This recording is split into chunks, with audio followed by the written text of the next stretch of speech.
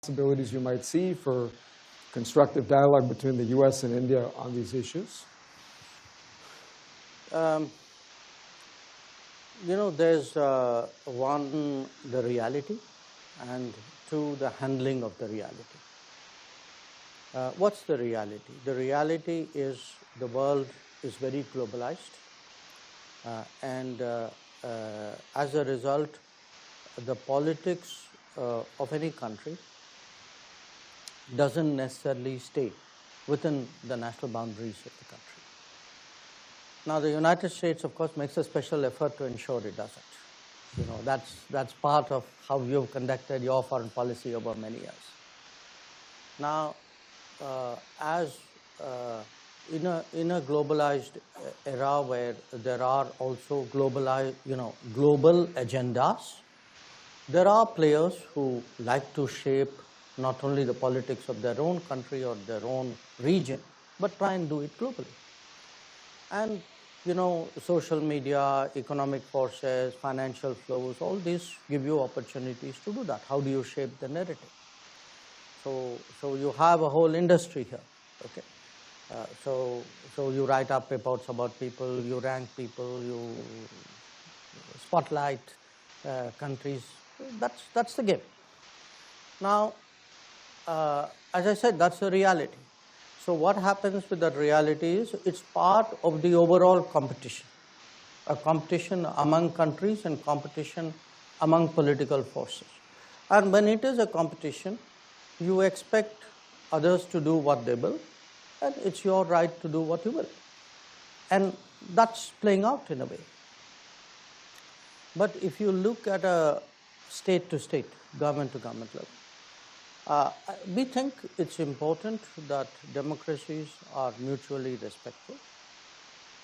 It cannot be that one democracy has a right to comment on another, and that's part about promoting democracy globally. But when others do that, then it becomes foreign interference. Foreign interference is foreign interference, irrespective of who does it and where it is done. So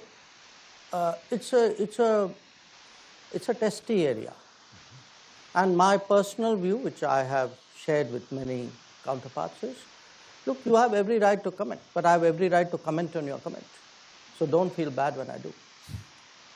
Understood. And of course, just recently, China surpassed every other country in its trade relationship with India, and yet tensions with China persist. And I would love to hear how you see the strategic picture with respect to China and what India is trying to achieve in its relationship with China.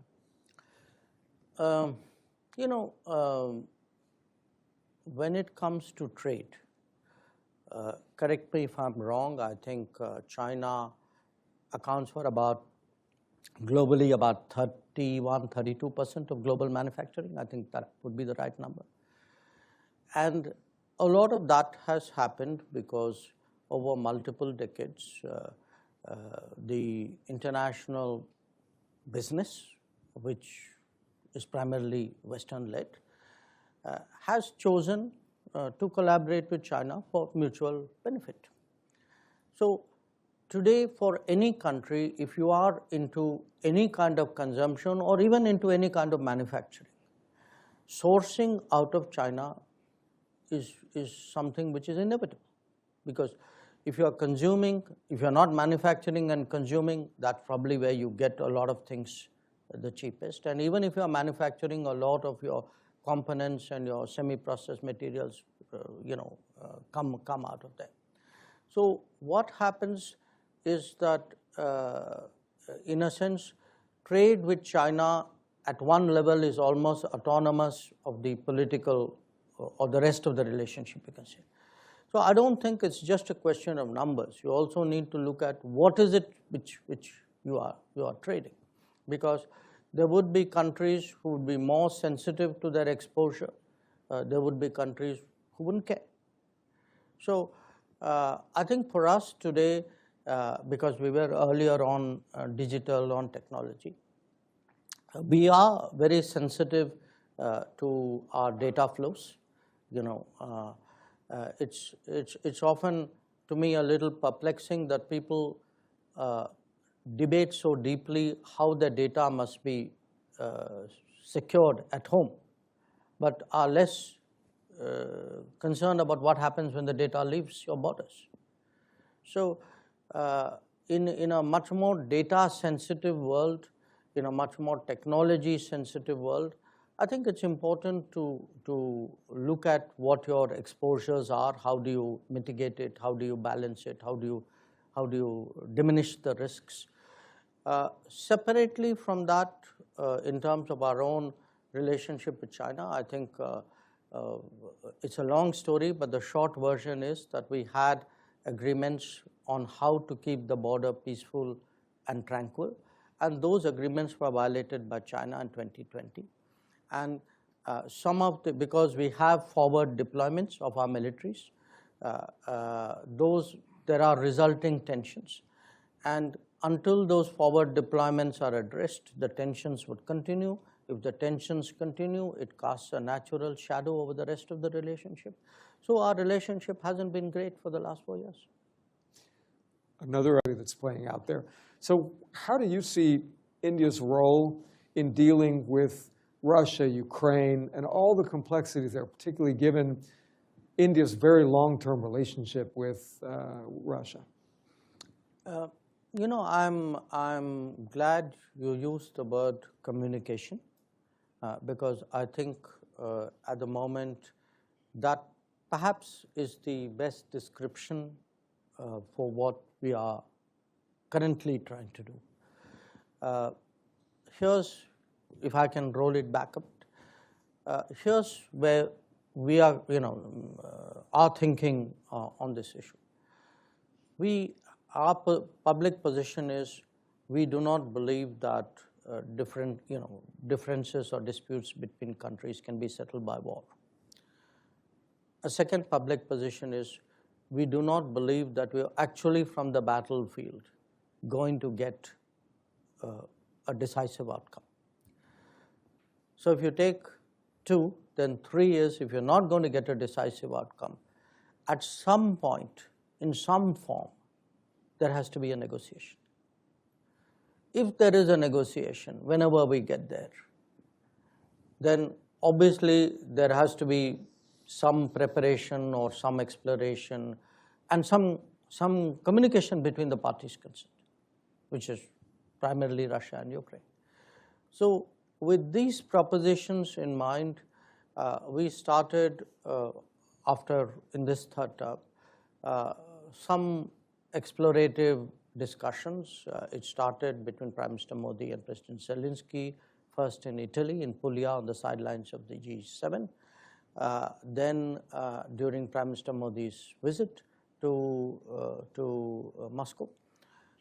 Then after that, the trip that we made to Kiev, after which our National Security Advisor went back to Moscow, after which Prime Minister met Zelensky last week in New York. And in between, at different levels, I or our National Security Advisor or some other people, we keep talking to both sides as well. We are very measured and circumspect about what we are doing. We are not hyping it. Our effort is to have communications, take anything of interest that we have a conversation, take anything of interest we hear to the other side, communicate that in good faith. If there are reactions or ideas on that side, take it back. We're not, it's really, the intent is to be helpful. And to some extent, I mean, if we have to keep other people sort of informed, I mean, where it is necessary, we do that as well. So there are not many countries. Look, we are into a third year of a war. There are not many countries today who have still the ability to go to these two capitals, talk to the two leaders, and then go back to the other one with that. I think in any conflict, if the intention at some point is to end the conflict, it is such endeavors are useful. I would say they're even laudable. But again, please do understand, we are not promising anything. We're not suggesting we have some grand bargain or a peace plan. We are simply trying to do something helpful, reflecting the widespread anxiety in the world that this conflict is actually making everybody's life very difficult. It's a Structurally, our relationship with our neighbors would be much stronger than it has been since independence. And the reason is very simple. If you look today at how much more regionalized we have become, if you look at the power grids, the fuel flows, the rail lines, the airways, the ferries, the waterways, there's actually a tremendous change. That with every one of these countries, if I were to look at it, where was it 5 years before, 10 years before, 15 years before, you can see an enormous shift in terms of how much more closely we deal with each other.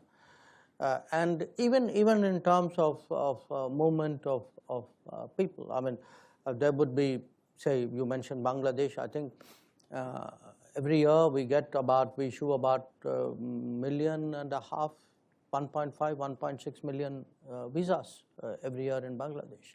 So you actually have, much more trade, much more economic activity. Now, we have to recognize, the world has to recognize that they also have their politics. There will be ups and downs there. As a bigger neighbor, sometimes we end up being part of the political debate. It's not unusual. I'm sure something like that must have happened to you, to the US in what happens in this broader region. So we have to factor it in. And my own sense is the best way of dealing with that is, rather than get overexcited by immediate events, you allow the stability factors to play out. You respond with a degree of sobriety and responsibility to anything that happens. And where China is concerned, I mean, there are two factors here. One, that China itself, for some countries, is also a neighbor. So in a sense, there would be a few cases where China is a neighbor or a near neighbor. So politics is competitive. And I tell my colleagues in the foreign ministry, saying, look, prepare to compete. I mean, this world's not going to give you anything on a platter. So if you want to maintain your position, you want to improve your position, do the hard work, do the investments, build those relationships, and that's what we'll do. And I'll tell you one thing, at the end of the day, I'm very confident. I mean, every few months or I keep getting these stories about how one particular relationship is tanking. And I urge you a few months later to look at that relationship. And it doesn't. And it won't. How does